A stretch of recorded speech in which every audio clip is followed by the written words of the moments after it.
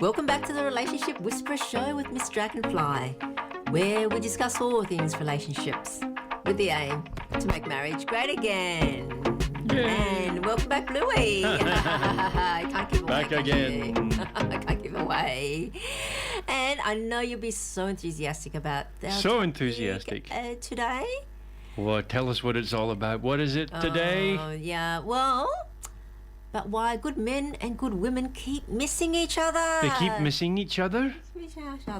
Well, maybe they how need to get a often- big sign on their forehead or something. I'm good, eh? Can they get a flashing light somewhere? I'm good, don't miss me. No, seriously, look. Isn't there an app for that where you can meet each other? You know, yeah, it's like, you look at many couples and you see they're kind of like thinking, normally they're both at the same level. And so you're thinking, why is he with her? Or why is she with him? I mean, you know, she can do better than that, or he can do better than that.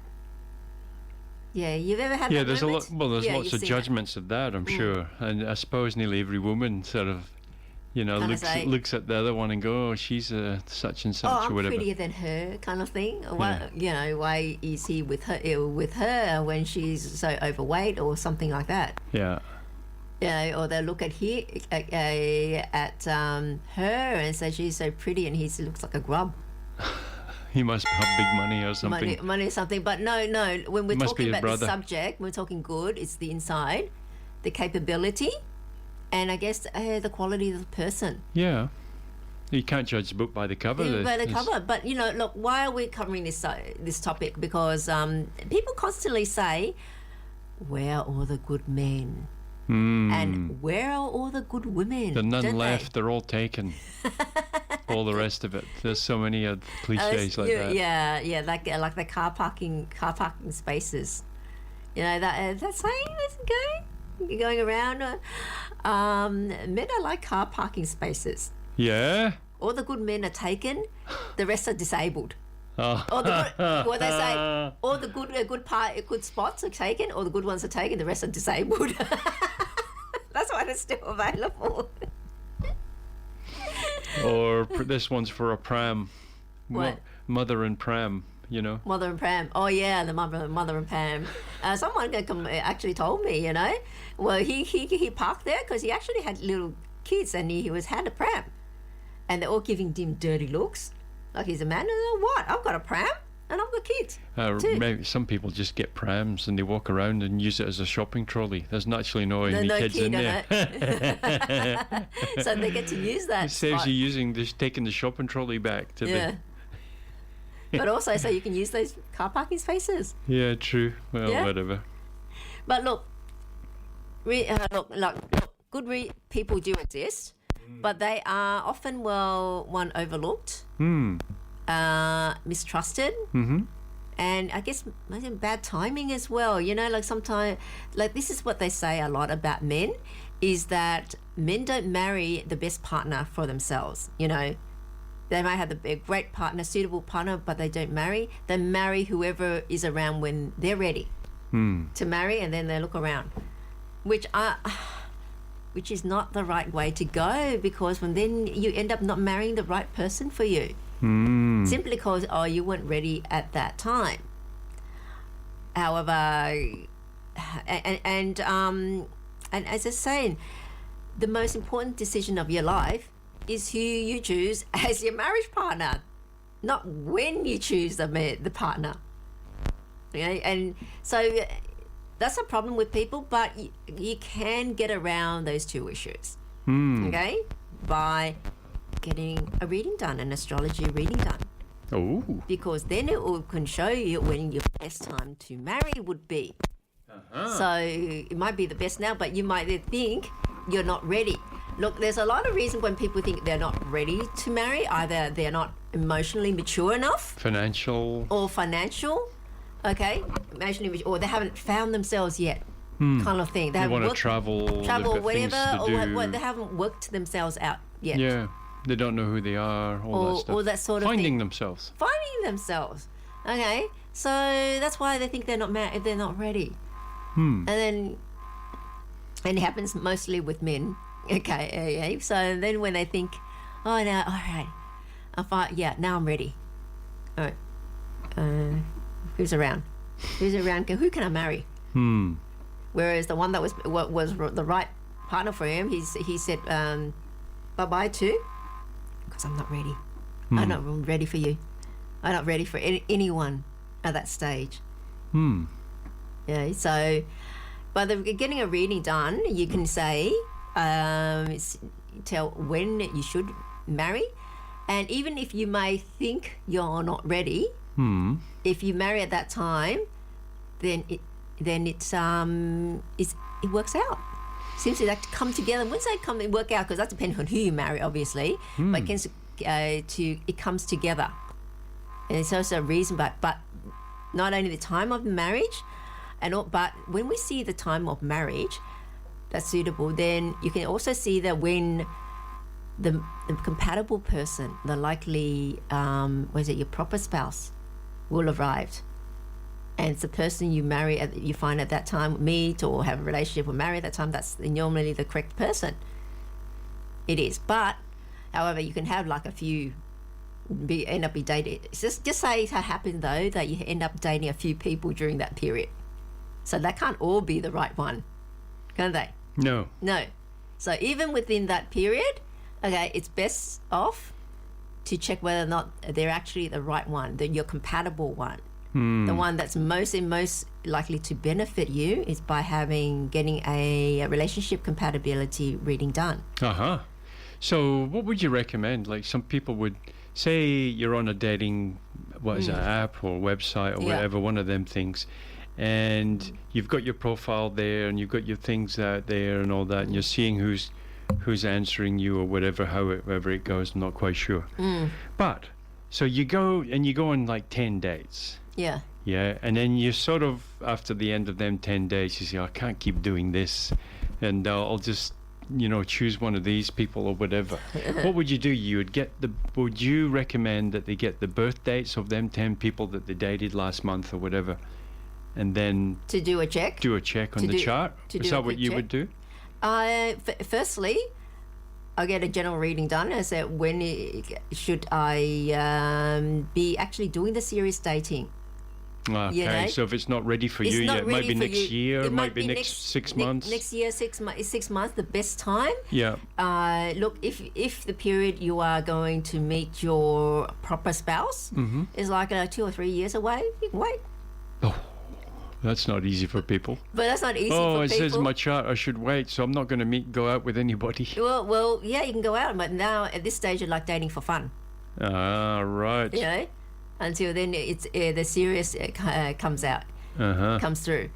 But what happens if you want serious and then the chart saying no? And the chart says no yet, and you feel that you're right, right? We wouldn't say no yet. It's not. It doesn't mean that you can't, but the best chances, it shows the best chances. So that's like the optimal. But it's still, you can. But there's no rules to it, is there? Because besides the best time, it could best time period. It could be you get additional chances, say the year, or even month. There's better chances in certain month. So I wouldn't rule it completely out, but yeah.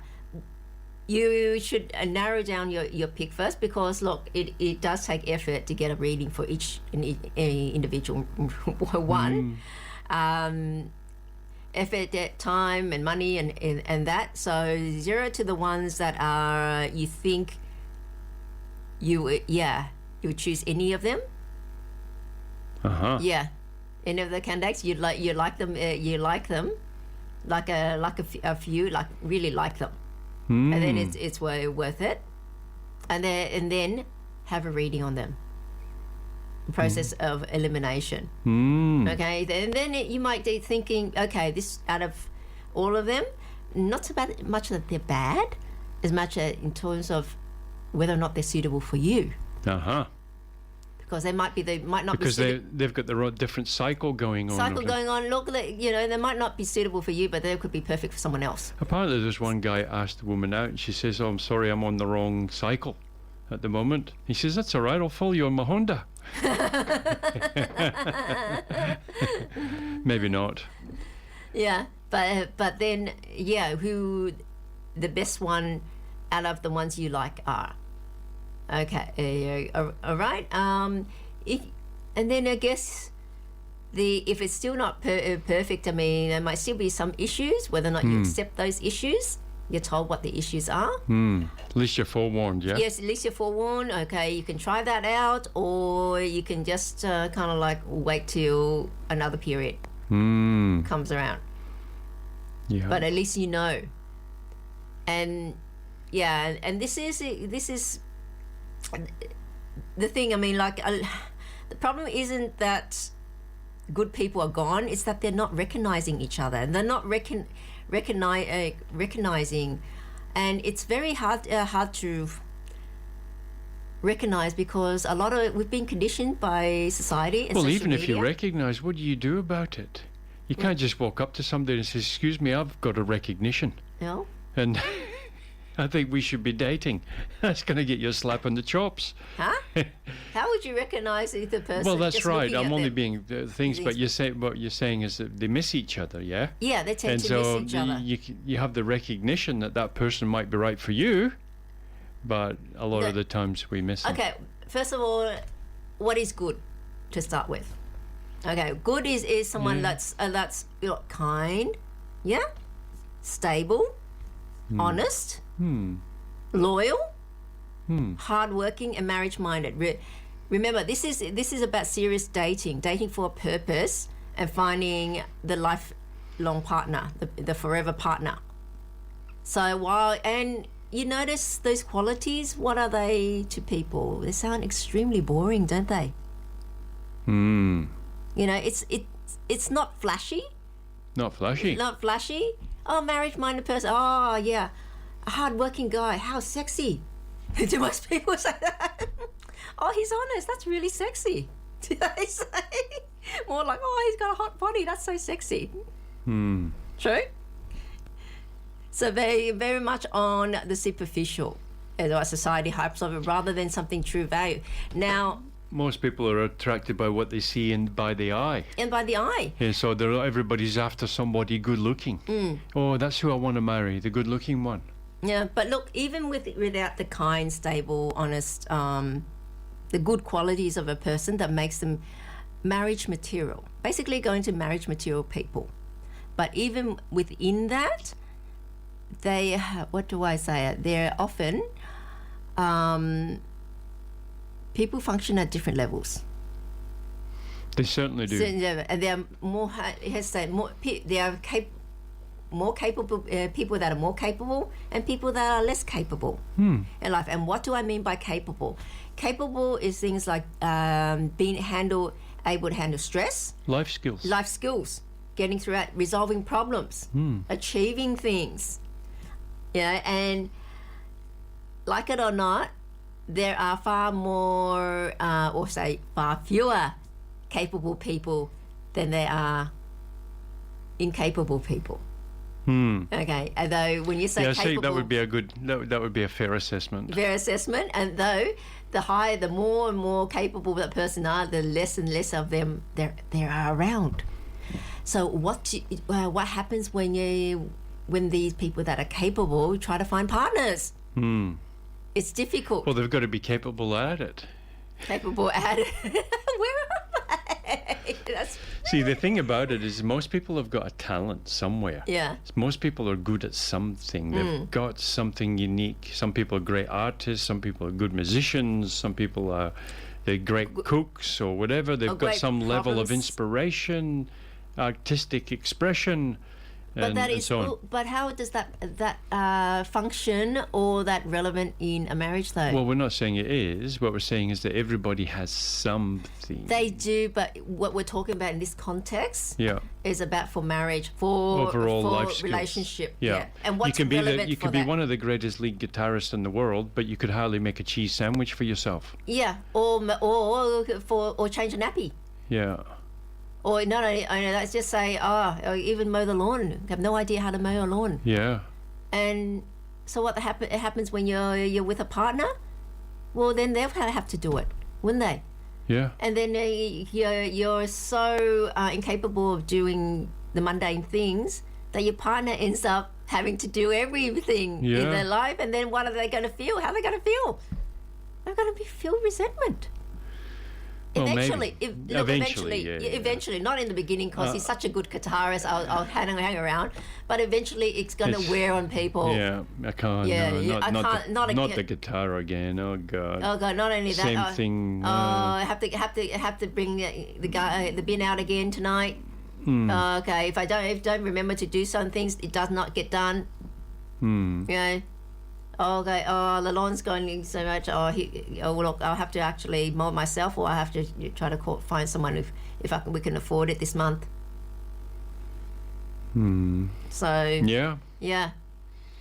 That's it. That's the way. Capables, those who are highly capable are. I heard it said once. They said it's somebody put out a challenge, and they said, look, I'm a hundreds of millions of dollars or whatever. He said, if I was flat broke tomorrow, I didn't have a single dollar, and you dropped me downtown central Czechoslovakia, and I don't know the language, within 24 hours, I'll be all right. And he says, within a week, I'll actually have $1 million, or all the things in a country. I don't know a single person. I've got no money. I've got none of this. And he says, and I know I can do it. And then he gets on the phone and he does this, does that, done here, done there, and then boom, and he's got something going. Next thing you know, and he pulls it off. And it's because some people have got that mindset. One, they've got the capabilities. They've got the skill set. They've done it before. They know that it's easy once you know the recipe, really, isn't it? For most things. But he actually done it. Like he actually made it, like made the million or whatever that amount was, but from zero position. Now, whether he had a hand in it or not, but there are people out there that can do that. I heard it said once that it's incredible what a man can do in only 1 hour if he's truly focused. Truly focused. What's truly focused mean? Very difficult to achieve.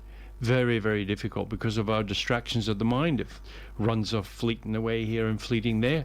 But capable people, if you've got that skill set and you're really focused, you can do so much in 1 hour, let alone a week. And so, so that's a thing to have in contemplation, that there's some people out there, we think, there's no opportunity for us. We've got zero abilities. We don't have this is our lot in life type of thing. Most people are resigned to that fact. There's other people that you put them in your shoes with the same amount of money as that you've got, with the same what you've got in the bank, same everything, and within a week, they've turned it all around and got a business going, got something going, and the life is completely different, you see, in a short period of time. And so that's the difference between the capables and the incapables. Basically, it's about a mindset. I can do this no matter what, and whatever prevents me from doing it, I'm going to learn the way through. I'm going to know it within a very short time. I'm going to study it, I'm going to research it, I'm going to know. And then I'm going to action and make a really good plan with a schedule. And you can pretty much do anything if you've focused a lot. But you know what? And if you're with a person like that, how do you feel? Well, you feel safe. You feel safe. You do. You have confidence in that person. But there is a thing about that if somebody else is catapulting, like quantum leaping ahead of you, then it's that could be daunting. It could be daunting. I can't be on this person's level. Then we're going to be found out soon enough. I'm not at this level. And then especially for men, if men comes across a capable woman, that's a scary proposition, because he thinks, but a woman can probably get away with it with a man just because she can do. Because she's not. She can fill the feminine role. And she's not expected to do that. And whereas the man is the action, isn't it? Is the action. So, but this is the thing. That's why capable men and capable women rarely come together. Because a capable man, what did I say before? There are far fewer capable people than incapable people. Well, I'd say there'd be a lot capable. Lot less women that are capable. Women that are capable. Yes, that's true. But when you go trying to meet people, the probability is there. Capable person, far hard to meet another capable person. purely because of probability. Okay, and so for a man, then if he meets up with an incapable woman, a capable woman, or a woman that's far less capable, he's going to think, oh, it's okay, I'm capable, I can look after her. Doesn't think of it, but he doesn't think like, what I can achieve even more with a capable woman as well. You know, and That's so right. yeah, and so however, things work out better.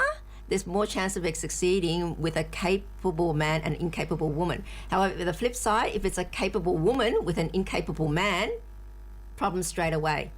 He'll feel like insecure, and I guess his manhood threatened in a way. Feels less of a man, and she has to do everything basically, take it on because he's not capable of handling things. And after a while, is she going to respect him? Not really. No. And then people look from the outside looking in and thinking, what is she doing with him? She can do, she can do so much better. But for her, But trying to find he's got levels of capabilities that maybe a lot of people don't have. him. Yeah. Oh, you mean she? So what's she doing with him? Well, Yeah. people maybe don't realize that he might have capabilities, that he might have a skill set that a lot of other people don't Like have. he plays the guitar really well. Or he could go out and make $1 million in a month. Okay, you know. no, but he's not. We're talking about a capable woman with an incapable man. Okay. Okay, purely that. And then people will look at her and say, what's she doing with him? Reason is she can't find a capable man. That's usually for that time period, because women have a biological clock and a window.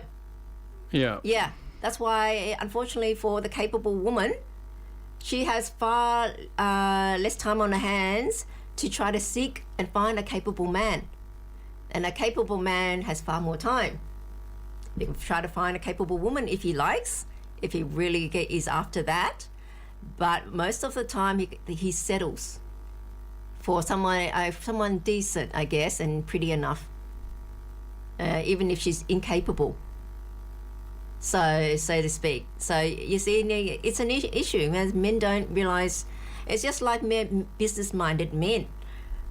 Okay, they normally pair up with someone that's a woman that's not business-minded, and a business-minded woman is very difficult for her. Even though they're far more business-minded men than there are women, it's still difficult for her to find it. And often the two do not meet. Well, it's pretty difficult for a man to find a businesswoman who, Because one, he's been attracted by the appearance and age. Like I say, they're after women in their 20s, and they're not of that mindset. They're not capable yet. They have not developed this, gone through life to learn enough life skills. Yeah. And because how do you acquire life skills? You acquire them from learning from your past experience. Been that, I'm not going to do that again. Yeah. Am I? I know better now for next time. Yeah. But when you're just starting out life in your 20s, You'll put your hand on a hot stove, perhaps. yeah, well, that sort of thing. And I've had people commenting and disputing what I say. I've said, oh, I know this woman in her 20s, and she was far more capable than this woman in her 40s, which doesn't know how to boil an egg and that sort of thing. Well, that might happen. It's a freak thing, but an outlier case is not the norm. Yeah. Okay? It's just like me saying... Yeah, there's always, variables. There's got to be an exception to everything. Yeah. But and generalization, it works most of the time. If something works 80% of the time, it's reliable, even in science. Okay? And that's what you can expect in daily life. It's not surprising, because that's what happens most of the time, 80% of the time. And when you encounter the 20%, you're saying, oh, okay, that's an exception. Great. But there's no point if we cannot give out generalization, then we're not able to give out any advice at all, because there's exceptions to everything. Definitely. We don't say anything. Definitely. Yeah. Yeah? That's right. Yeah, how boring would that be? Yeah, and that is what it is. So All right, on that, we'll go to some music and we'll be right back with more. Now, why good men and women miss each other? Well, first thing, like I mentioned before, they could be on different timelines. You know, like I say, the typical men, they're not ready yet. I thought you meant what time they went to bed. Different timelines. Women stay up really late, guys go to bed earlier. Different timelines in terms of when they're ready to partner and, you know, settle, so to speak, when they're ready to settle down. Well, You've heard of the term? Men's when they're old and they think, oh, I need someone to help when I'm getting old, probably. Old. There's someone, you know, or people think lonely when they get older. Lonely, or thinking, oh, you know, I'm going to need a partner. I need someone to look after me if I fall sick or because I'm getting older. Yeah, or you got older, you've got your house and everything in place, but you feel a bit lonely. Because you're there all by yourself and there's a bit empty. When I say empty emotionally, I mean, come home, the house is quiet, empty. Yeah, it's good for a while, but maybe after a while it becomes monotonous. Yeah, I mean, there's only so many drinks with the boys that you do until you're actually bored and it becomes nice again. Yeah, kind of thing. I mean, nice every once in a while, but if that's all there is, it's just like with the single women being fed all that feminist doctrine. And they say, oh, you know, go have fun with your friends and worry about your career. And after that, they come home to an empty apartment. And after having constant going out and dinners with friends, there's only so many dinners with your friends until you get sick of it. It's the same thing, and it's empty after a while. Yes, it's nice to see your friends. Well, you don't need to order the same thing all the time. So, you know, the other reason is, look, they're dating in the wrong environments, I guess. Yeah. Looking in all the wrong places. Looking in all the wrong places, you know. You're not going to find the marriage material person in a nightclub, really, or the bar. Very rarely. Very rarely. It's possible. Possible on their but occasional. It's unlikely. It's unlikely. I said you're not likely to. Yeah. Because they're normally not concerned with that sort of thing. They may go out once in a blue moon or once in a while at most. They say they're not regulars. Yeah, they don't go there all the time. They're not regular club people. Yeah. Yeah. Because if you do, you know what you're up for every weekend. Let's go out. We're going out. But also, it kind of it tells you what their mindset, what's important to them. It's focusing on the bar. Yeah. I mean, don't they have more important, pressing issues to look after? Yeah. And attend to, and that just also smacks to you of priorities. Yeah. What are their priorities? Entertainment. And so that's more exciting. Again, if you want someone serious, you have to look for them in the more mundane, boring environments. Well, if you're looking for if you're around those that always need that entertainment, always looking for a thrill or some form of excitement, they can't sit in the quiet. Quiet? How are they going to settle down? What would it be like when you're settling down to a house with a white picket fence? Mm-hmm. So most people can't even be in silence for a moment. Like they need music, they need something to fill the background, and they very much need the social. Is that a lack of something with the psychology, or that you can't be at peace with your own reasoning? But So that is dating in the wrong environments, and look, or they might even assume the other side isn't serious. Assume the other side isn't serious. Well, this happens when people put on a mask thinking they won't be able to be attracted. They won't be able to attract anyone unless they're a certain person, flashy or something. Yes, I like how those dating profiles, they're all very similar. Because that seems what popular, and there's people pretending to be something they're not. But isn't it just like a genetic? You click here, click this one, so it's A, B, C, or D, or something. I don't know, but so because then the other person will assume you're not serious. So more like a misunderstanding there. kind of thing. And look, and there could be because they're too guarded from past hurt. Like, someone that's like say a capable person that's being with an incapable person and I say disaster from it and got hurt from it, badly burnt. And so they got it, and they might even reject the capable person or the one that's right for them or the good person out of fear of it turning out like that again. Or not only that, or if they, I've spoke to a guy, and that he said that look, he's seen too many men being taken to the cleaners from divorce and being cleaned out for him to even try it. Why would he want to do that? And every woman he meets is basically in his mind another one of them potentially scheming out to get me. Yeah, scheming. I'm not going. No, I'm not going to do that. Well, be a victim. Prenups. Yeah, the prenups are not absolute. I'm saying. Absolutely not. In Australia, especially with the assets that you acquire when you're together. Yeah, that's not prior assets that might be protected, but yeah. But during the time is probably not. There's no way you get around it. Yeah. Unless you have to be the mega wealthy. Yeah. Like Packer got divorced before. I didn't see him shelling out half of it to his ex-wife. He probably had a prenup. Yeah, probably prenup. But even with a prenup, can you specify during the marriage what? Well, if the other person agrees to it. Assets during the marriage, you only get this much. Yeah, if the other person agrees to it. And then I can see it being not a, let's say, even contract. Let's say there's an imbalance of power in the negotiation.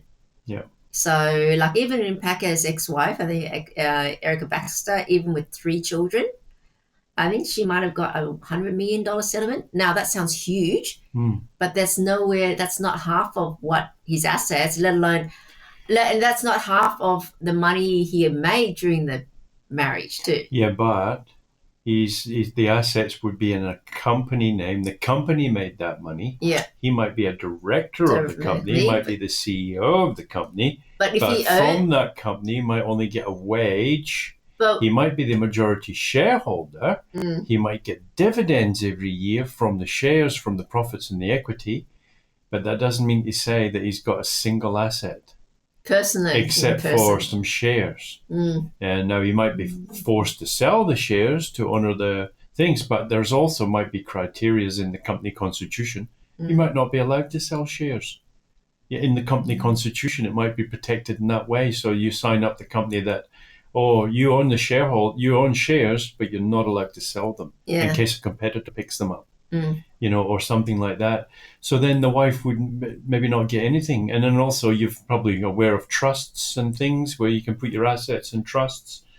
And so it can't be. Yeah, so you're saying they're not average people. Yeah, they're not average people. Yeah, the capables are not average. They would know how to get around it. But it's just a shame why we need such things because it's a lot of people can say it's inevitable that you'll need it.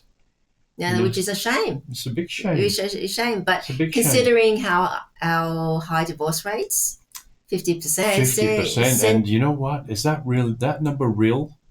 Or in other words, do you think that number could possibly be higher if it wasn't, say, for example, financial obligations involved? Like that if you divorce your wife or whatever, that means that you'll be out on the back, you'll be sleeping in the back of a van, so your back of your car.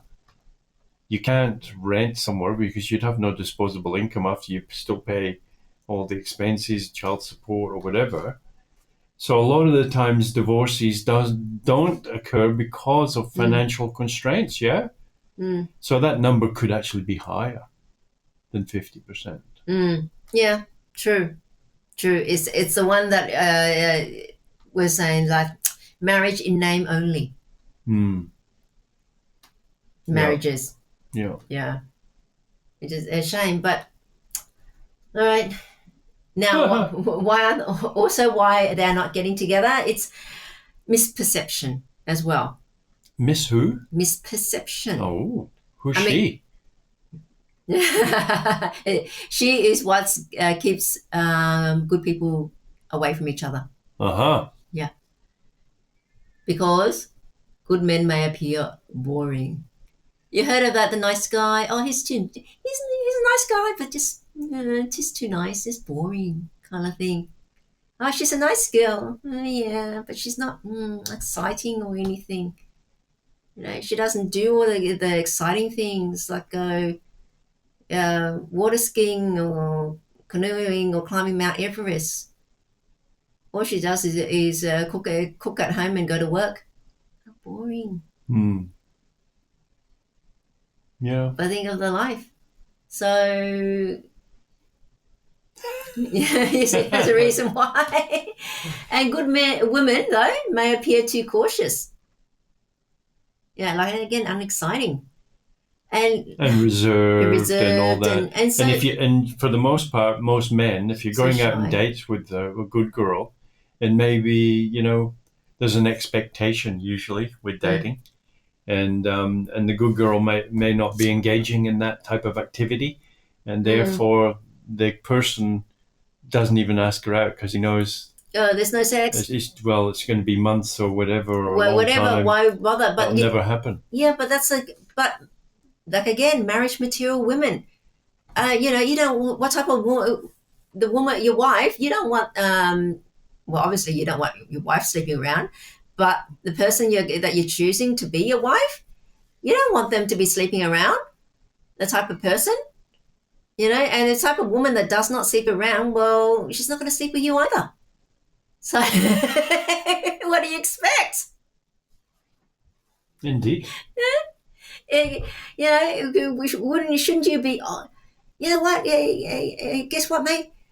She didn't sleep with me last night. That's why she wouldn't. That was great. Could you picture that, man?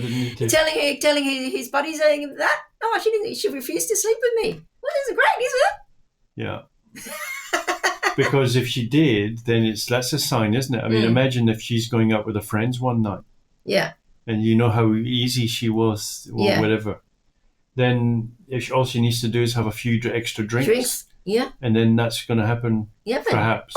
So this is like a big. Men need a big tap on the shoulder about this. That's the type of woman you should be valuing. The type that will not sleep with you. Yeah. Because then she's showing morals. She's showing ethics. Morals. But a lot of men saying after the third date and there's no sex yet. I'm out of here. I'm absolutely offended that there isn't. Yeah, they've had to pay dinner 3 times. 3 times, and I still didn't get sex. Well, if she tends to do that, do you want a woman like that? No. Definitely not. Yeah. Really think about it, men. Yeah. Okay. It's very important. It's very important. I mean, it's all right if you just got a normal, go dating for fun. If you're dating for fun, then it doesn't matter. Nothing matters, really. Yeah. But you want something for the long term. Yeah. As someone, because like if you're an entrepreneur or something, you've got ambitions to start your own business or something like that. Choose the wrong partner, and all your hopes and aspirations and your dreams that you've had when you were young or things that you wanted to do, they go out the window. They go out the back door. If you got the wrong partner, you virtually can't do anything in life. Yeah. You're even if you've got a great talent or something, you're pretty much a sign that you're never going to be doing it. You see? So if you do have some great talent, you do have something gift you want to give to the world, if you do want to build a business and try to make it into $100 million business or whatever, then the key is don't have a partner. Because they'll hold you back. They'll hold you back. But however, almost every single time. Hang on, unless it's a capable partner. Exactly right. I agree. And then it'll help you even more. It'll help you. It's a catalyst. Yeah. It's a catalyst, which means so important. A catalyst means that it speeds up the subject. Yeah, speeds you, gets you there even sooner. Gets you there quicker. Yeah. Even quicker. Quantum leaps you. Yeah, and then just the very fact that you can sit down and talk to someone about what you're doing and how the difficulties you have of navigating your way through. There's all these dead ends here, dead ends there. If the person you're sitting across from is really smart, They might not come up with the answer. You might. But because you've got a smart person across from you, it inspires your thinking to be smarter. But not only that, they might not come up with it. You might. But might but point it's out an inspiration, isn't it? Not only that, but might be point out something that you haven't thought of, because not because they're smarter, but they think have it differently. Different mindset. Different mindset. They see consideration. Just like someone else standing over on the other side of the room would see something that you can't see from your angle. Yeah, well, that's the thing. Stand in the same room and then stand on a chair and look at the room, and it appears different, doesn't it? Yeah. And it's only because you've raised your elevation. You've been elevated by a couple of feet from standing on a chair, but the room looks different. Yeah. It's a different view from up there looking down. Absolutely. And it's the same in life, really. It is. Like, it's about your perspectives, really. Some people, I'm living under a bridge, or whatever, and life's really difficult. Oh, it's so depressing and all that. Another person can say, wow, I get to live under a bridge. I can see all these things. I don't mean to say like that in a crass way, but it's about your perspectives, really. Some person it's a heaven, some person it's a hell. Yeah. And life is beautiful. Yeah. Like that. But I was saying, but the problem is for people when they're kind of trying to find partners. Capable. How do you find a capable person? Very difficult. And a lot of people are on dating apps. But they don't have a tick box, do they? But they favour flashy personalities. Sure. Look at my car and all that. Oh, not only that. But they don't have a checkbox, do they? Are you capable or incapable? Very difficult. Very difficult. Well, most people would click capable. Would click capable. Of course, everyone rates themselves. Look, remember, I made a cup of coffee this morning. I'm capable. Everyone's trying to promote themselves. Paint themselves in the best possible light, and that's why it should be. Most people peacock. Yeah, they peacock. They do, and very difficult. Look at my feathers. I haven't got much in substance, but not only about capable, identifying capable people, but a lot of people aren't even aware that there's a difference in living with someone capable versus incapable. A huge amount of difference. And the problem is, a capable person living with an incapable person at different levels, very difficult. Remember, you cannot change people, nor should you try. It's not right to change. People need to be themselves. So if someone up here thinks that they can pull someone from down here up, results in a disaster. Big clash.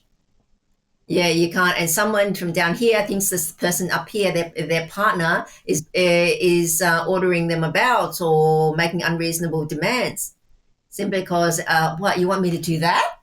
Where it's normal for the person up here, but the person down here, I think that's unreasonable. I can't do that. That can't be done. So what happens?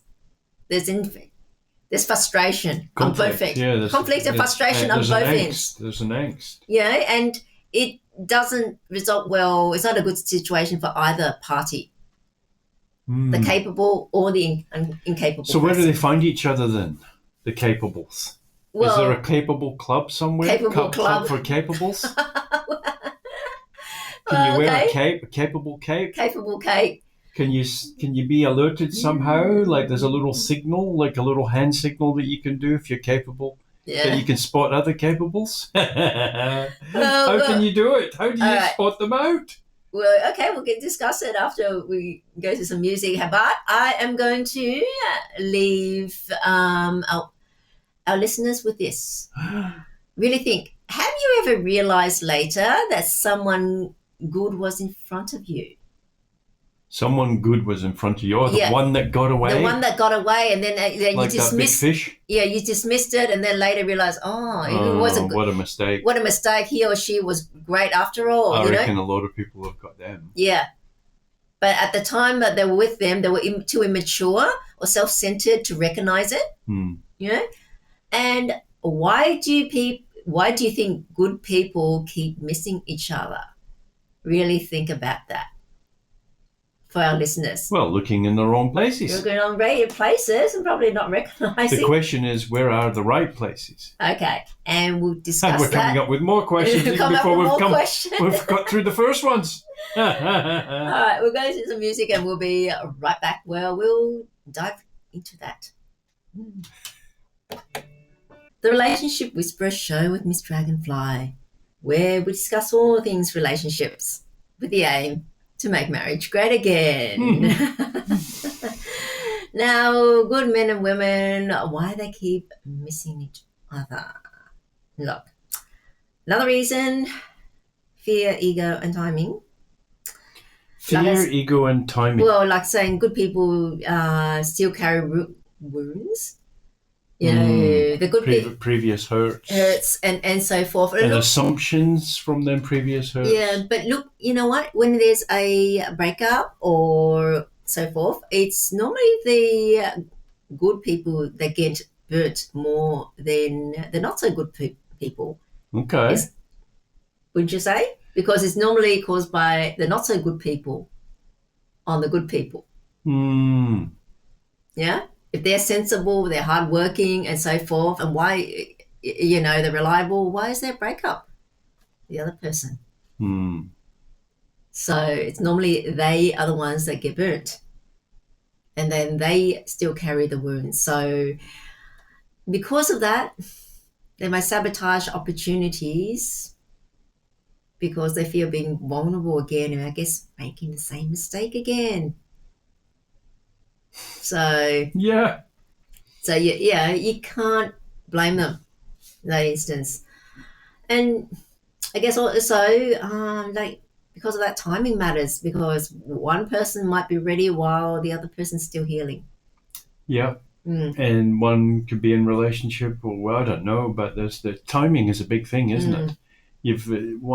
Both people could be a good match for each other or whatever, but just the timing doesn't work out. So all them things have got to align, perhaps. So, and another issue, I guess both the sexes are filtering too aggressively. Filtering too aggressively? What do you mean by that? It means, look, like I say, men. Well, I said people usually, that like in a dating app or something, because you're never going to read through every profile. No one is, so they're going to filter their search by putting in parameters first. 6'1", 6'2", and needs to have this certain level of education and so forth. Only after that do they choose within that. And so if your ideal partner is not, or the good person, capable person is not, doesn't meet those superficial criteria first, they're going to be filtered out, and so you're going to miss them. You're not going to meet them. Indeed. So, yeah. And because women dismiss men too early over status or chemistry.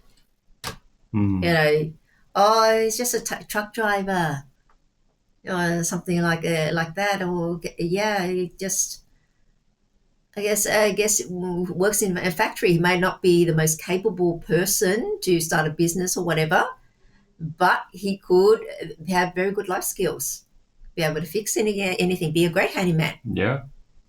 And just because somebody's a truck driver or works in a factory doesn't mean to say that they're not really, really capable. Really, really smart. It's just I mean, Jack Ma, the founder of Alibaba, we spoke last week, I believe. And he didn't even get a job in Kentucky. He applied 6 times and got refused because he wasn't good enough for Kentucky to work in there serving chicken. And yet could build a platform that's pretty much, enriched the lives of many millions of people. And provided a gateway between the manufacturing hub of the world to the marketing hubs of the world. The consumer or the market. And so you wouldn't have got that if you got the job at Kentucky. He might be the manager of Kentucky. Might work his way to manager. He might even get a free lunchbox at lunchtime, from the things. But he wouldn't have been building a global platform. Yeah. No, you definitely wouldn't be. But that person had the capability of doing it, even though if he had got the job at Kentucky, Yeah. you'd imagine so. And you met that person thinking, oh, he's just a worker in Kentucky. But he's got the capability of building a global platform. Yeah. He's got the skill set and the mind to be able to do that and hold that. And yet, because he wears a fried chicken uniform, yeah.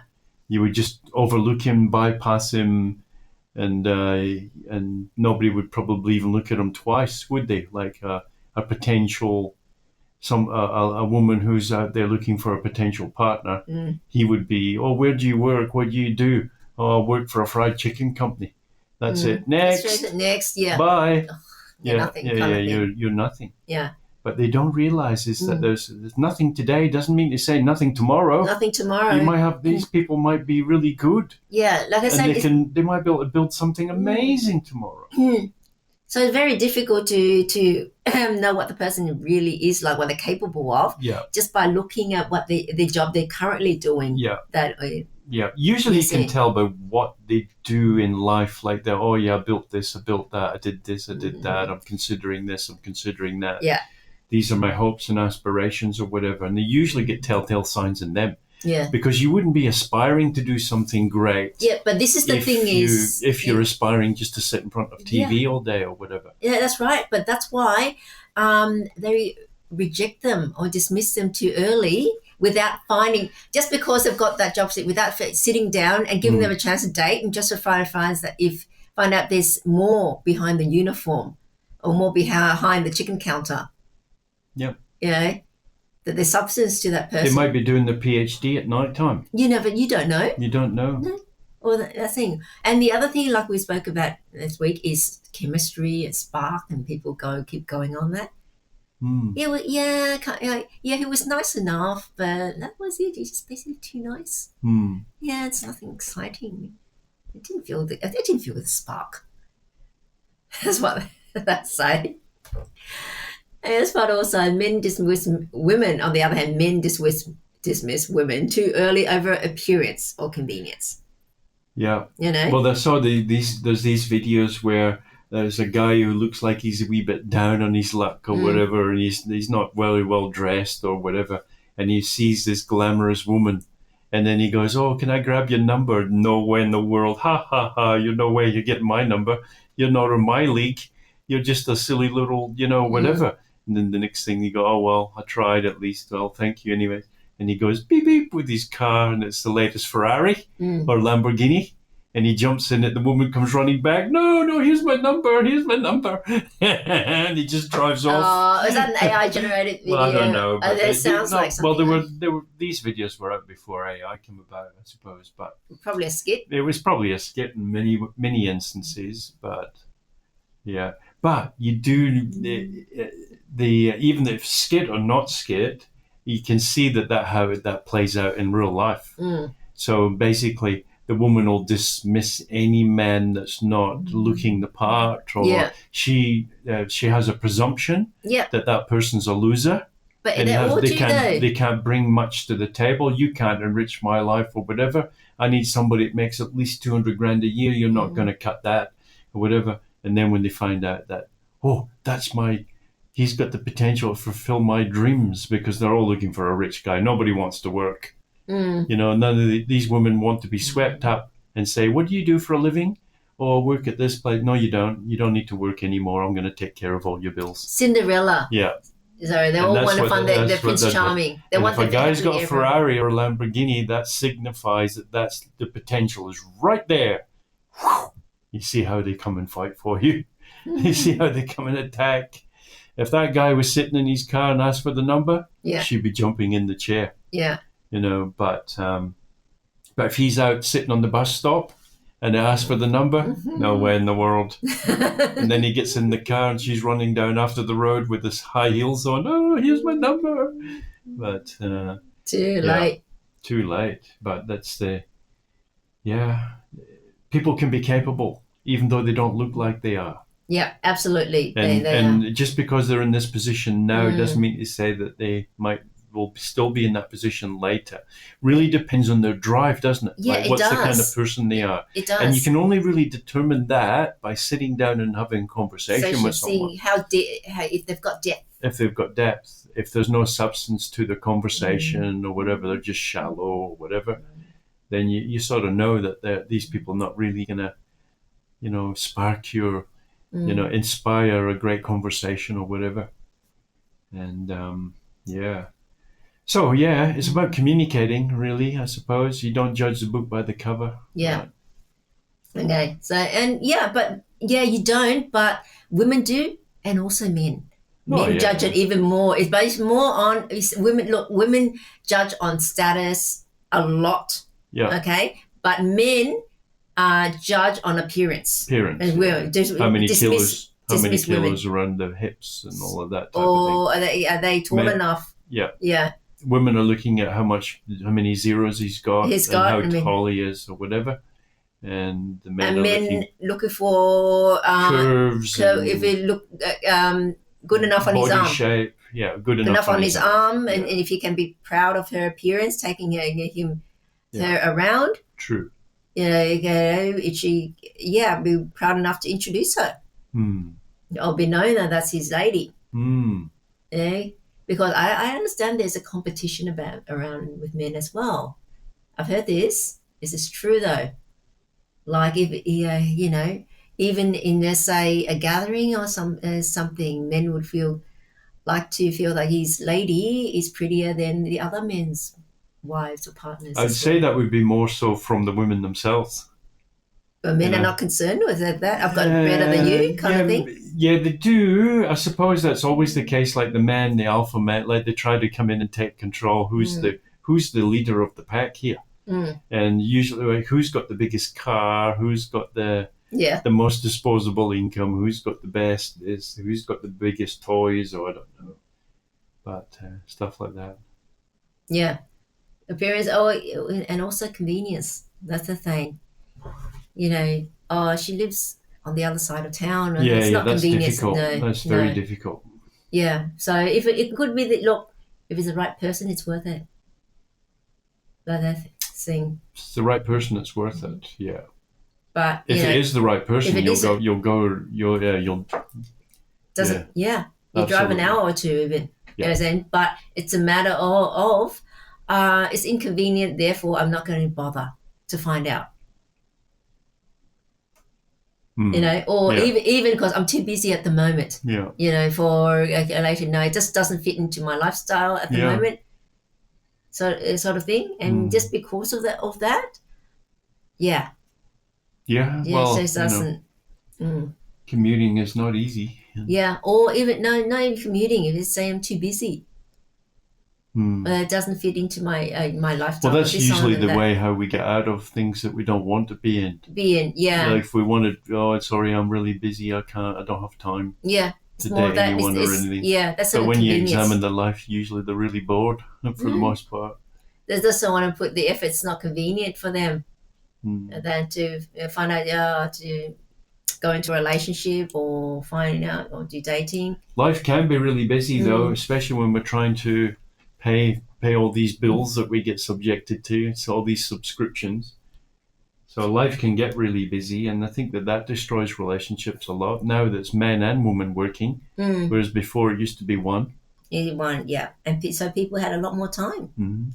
And they got to eat home-cooked meals. Yeah, that's a major thing. It's a major thing because a woman did not have to go out to work. Yeah. She can cook. She's at home, so she can cook. Yeah. Though now it's evolved to, it's so used to women not cooking that even women that don't work don't cook. They don't cook anymore. It's just, but you buy it from a packet. Yeah. And you stick it in some device and press play. And then ping, it comes out, and then there's your nutritious dinner. It's just full of crap. And if a woman does cook and really does it from nurturing principle, because it's really important that the person who makes your food actually really does love you. And you don't get that from a takeaway, do you? On a drive-through. You don't get loving from a drive-through. No, you don't. You're like somebody loves you, and then they've made that food nurturing and caring for you with nutrition and with your well-being in mind when they made it. No, it's about how quick can they get the $8 for it and give you slop and point. There's a couple of bits of bread that doesn't go moldy for 5 years, and here's a bit of slop in the middle. Give me the money. So yeah, but if a woman that really does nurture and has a level of nutritional skills, that is tremendously appealing. Even though the man that might not even consider that in the first instance, but the moment that he gets a hold of it and then starts to feel the difference about what real cooking does, what real food does for the body, and for example, like seed oils and things, it makes us obese. If you eat like just olive oils or even better avocado oil, and you'll notice like your body just looks. Have you ever seen a picture of Bondi Beach in the 60s?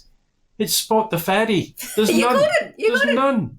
There's zero. And back then, and if it was a fatty in them days, people used to go, ha ha, big fatty, ha ha, the sea's not going to get in, because it was such a rarity. Yeah, and you know what? Back then, people ate sausages, steaks, and cooked in dripping and lard. In lard, lard fat. And butter, slab it, nothing low fat, no low fat or no skim milk. Yeah. But there again, the veggies in them days, you would get them out of the ground. Mostly, there was far less processed food. Have you ever noticed that you eat things now and there's no taste to it? Yeah. If you grow out your own garden, it's like, wow, what? You're shocked at the level of taste, the freshness and all of that. So if you're looking to keep a partner or things, get into good food. Yeah. You know, start to learn how to be nutrition and in food, and start making real food. I know it's a lot of extra hard work, but if you figure it out, it can actually be less if you prepare. And that's a really good way for a woman to keep a good man. Yeah. You know, and then the good man needs to look at how to inspire her for keeping doing that. He's got to figure out a way of I've got to keep her in that mode of making good food. How? Well, the first thing you can do is to make sure that she doesn't have to work, so she's got time to do that. That's number one. Yeah, that's make things. But what's really demoralizing for a bloke who's making like a business and all that, he comes back from work.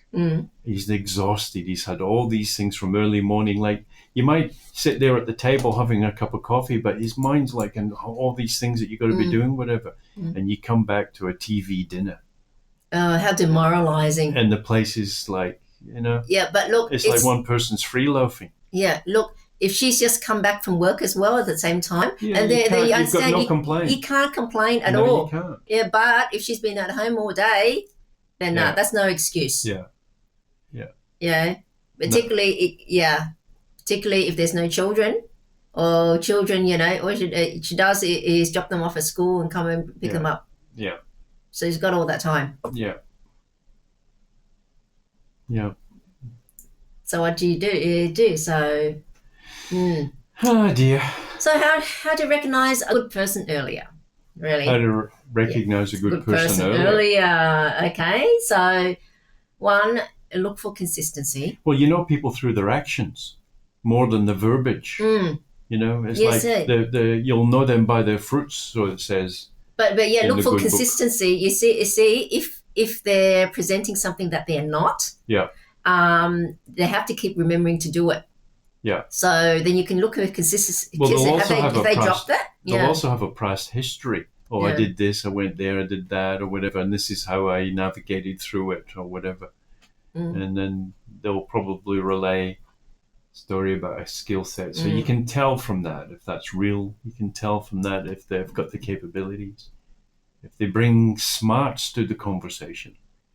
You see, like if you know, listening to the so-called president of the United States, he's supposed to be super intelligent, multi-billionaire. But do you ever hear anything smart coming out of him?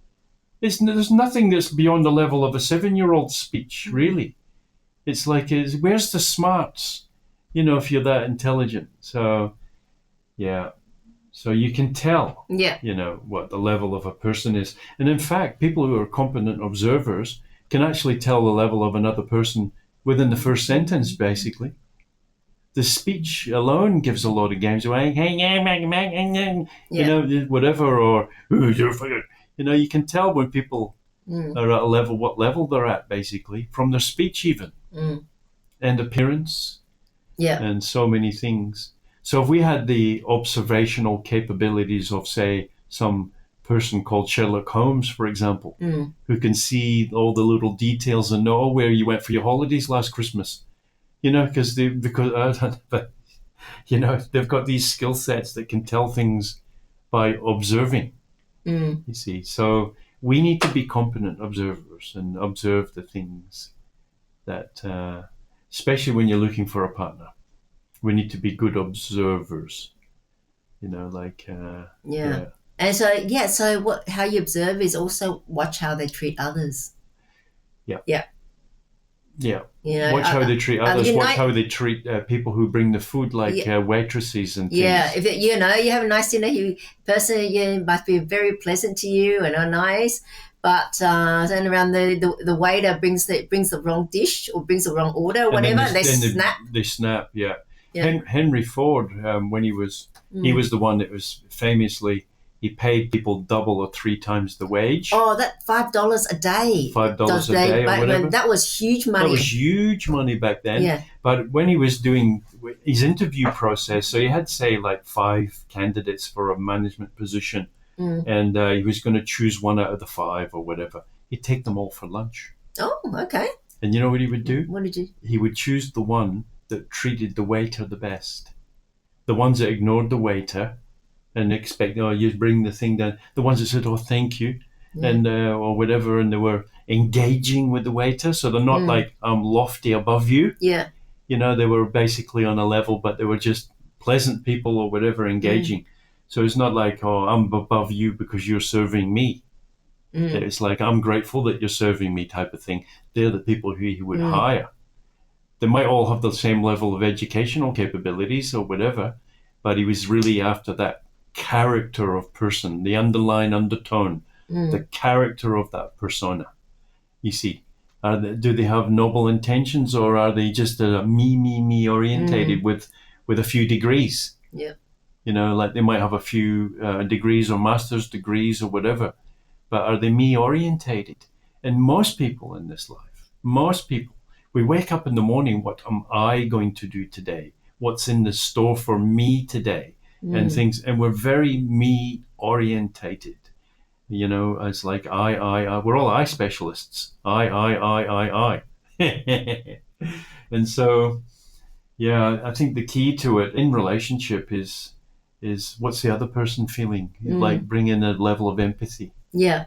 And so, you know, and how, you know, haven't noticed how they handle disappointment, which really equates to how they handle stress and pressure. Yeah, because you're always going to get disappointments. So it's life. Life is suffering. It's suffering. Not only that, there's always going to come across issues.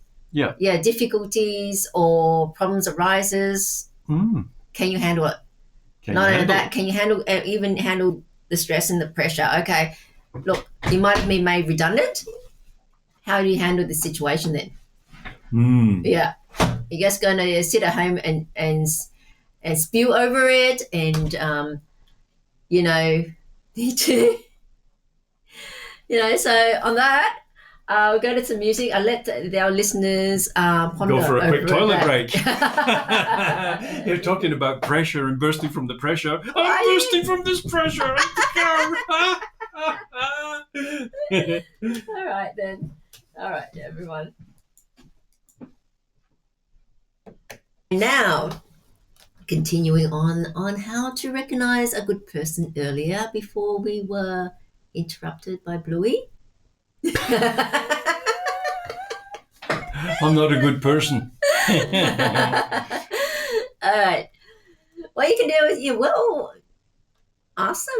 ask whether they bring peace and stability. Morning, not so much ask them, because what do you think they're going to say? And I say, of course I do. I'm always peaceful.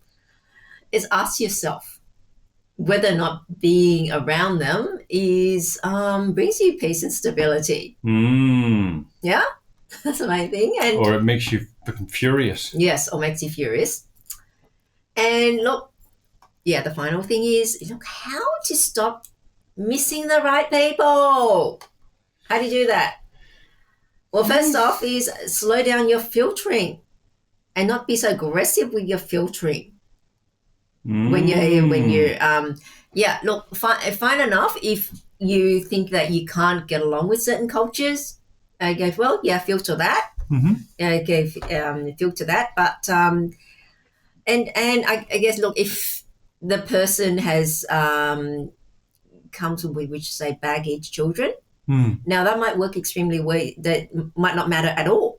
Yeah. But if they've got little children and you're the type that you just don't handle children well, especially little ones, you don't have the capability, and then okay, filter that.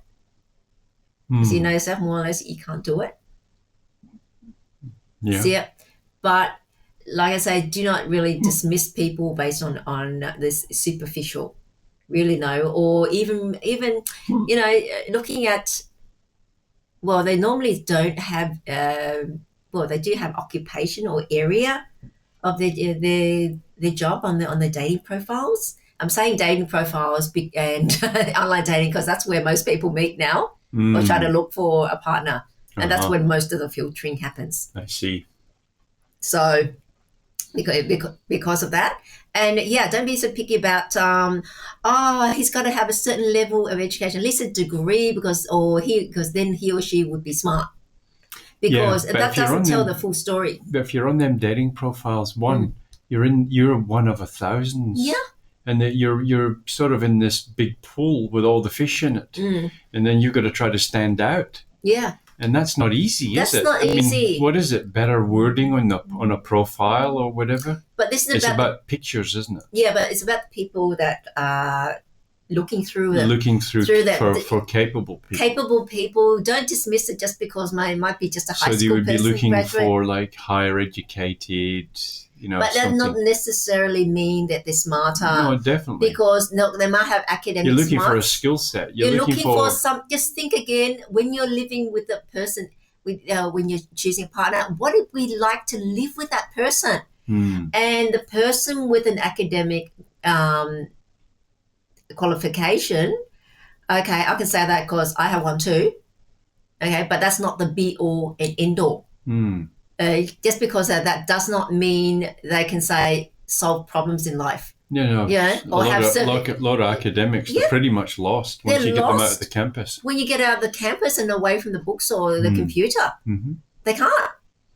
They don't function with that well in society. And with a partner, going through life together, you have to function in society, and you have to be able to resolve issues and problems, deal with them when they get thrown your way. Yeah. Inevitably, everyone, either big, small problem, you're going to encounter it sometime in your life.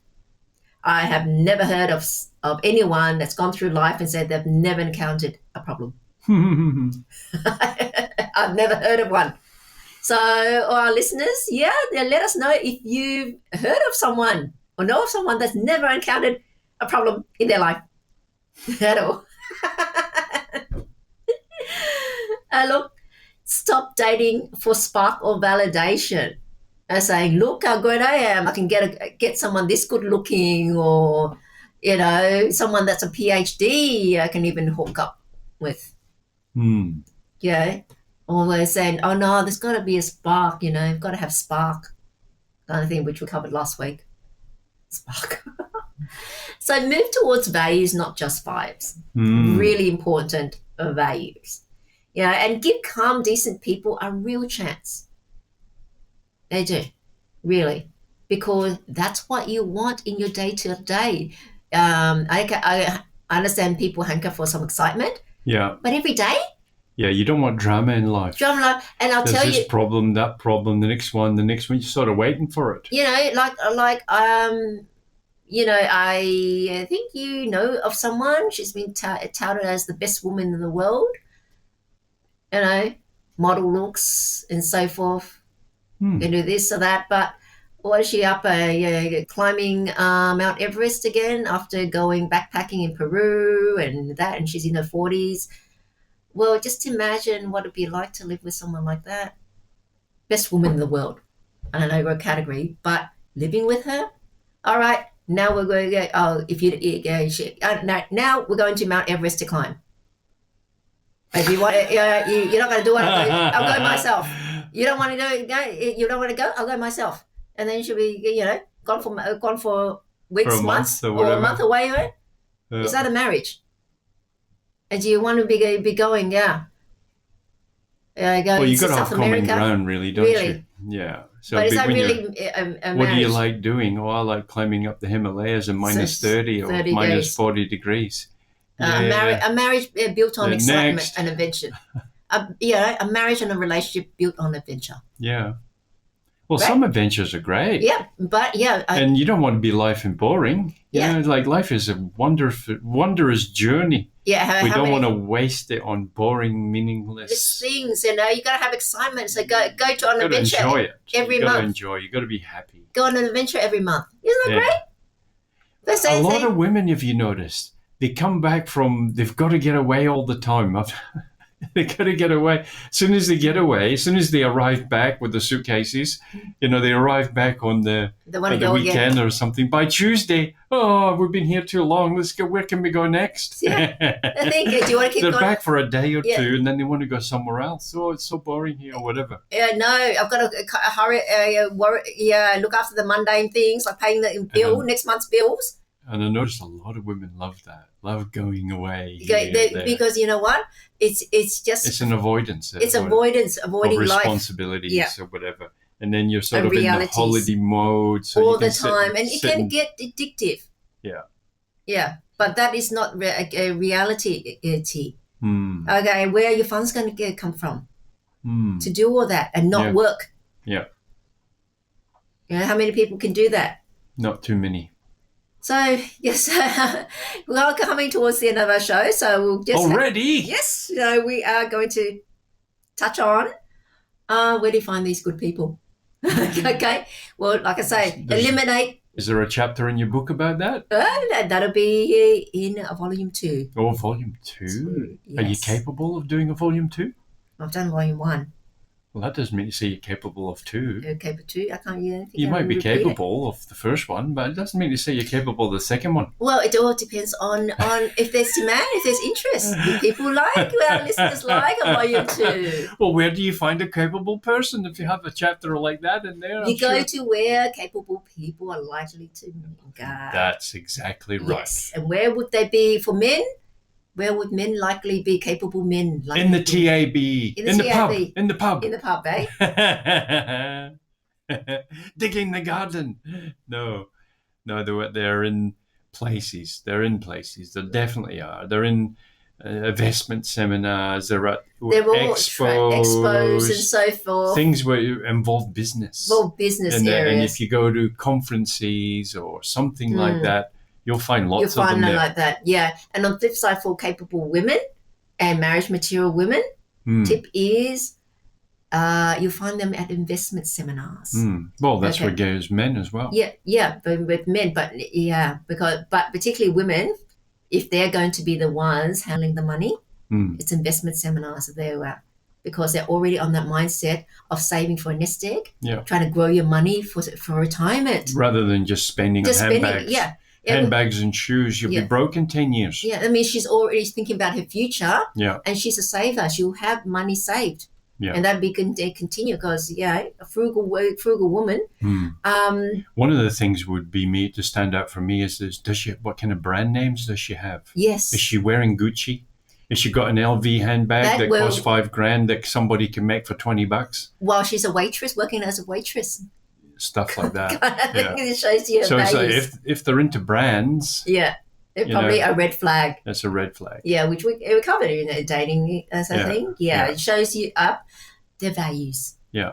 Yes, and priority. What's important to them? Because if you spent $3,500 on a handbag, well, if you'd put that into the crypto market, stock market, or something, anything, at least you've got an investment. Yeah, rather than just losing the whole lot. And then that way you're an investor then. That puts you above most people in ways.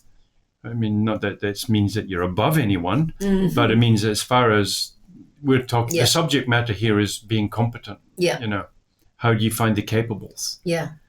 And then one of the things is that if they're inclined to use the money that most people would spend on a handbag, and they put it into shocks and scares market, or put it into some form of investment, well, that shows you a different character straight from the onset, doesn't it? Yeah.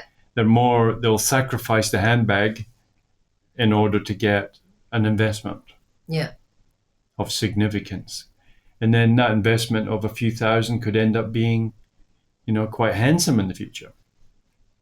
Yeah. So these are telltale signs. These are telltale signs. So if a woman says, "Oh, I noticed you haven't got a Louis Vuitton bag. Yeah, I was going to buy one. I was thought about it, but I thought I'd rather just invest the money." Yeah, but I was like, "Ooh, that's interesting." Especially if you'd rather invest the money. Especially if you point out that she can afford it easily. Yeah. A Louis Vuitton handbag. It's nothing, Yeah, it's nothing. Yeah. But she just chooses not to. You see, that really tells you. Well, one, they maybe have got the intelligence as well to know where these things come from. They're all from the same factory. And, but that means she puts substance over form. Yeah. Substance over form. Yeah. She's not influenced by social media, or she doesn't have to keep up with the Jonesies, or she's got nothing to prove. Yeah. She doesn't have to prove herself. Yeah. She has actually confidence and belief in herself. Yeah. That's what they say, like the waitresses always say, how do you spot a billionaire when he's in the restaurant? And it's usually that they have no interest in anyone else, as far as what they're wearing, or they have nothing to prove. And they don't need to show anything. They don't need validation. Yeah, they don't need to show jewelry.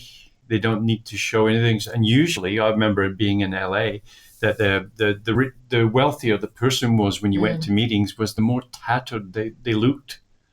So if they were a billionaire, they used to wear all crappy shirts that were like saggy, falling off, or whatever, jeans with holes in them or stuff like that.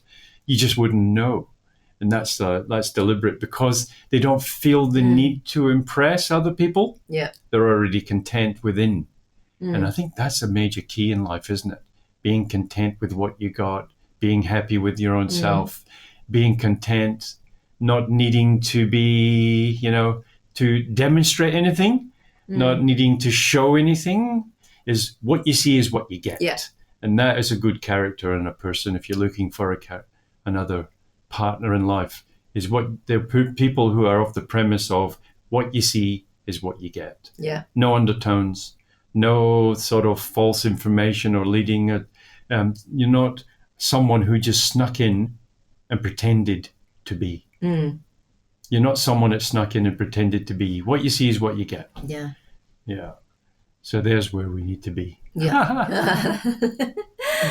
All right. Now, we're coming towards the end of the show. Thank you so much for coming in. And blurting off all that again. Oh, goodness. Oh, goodness.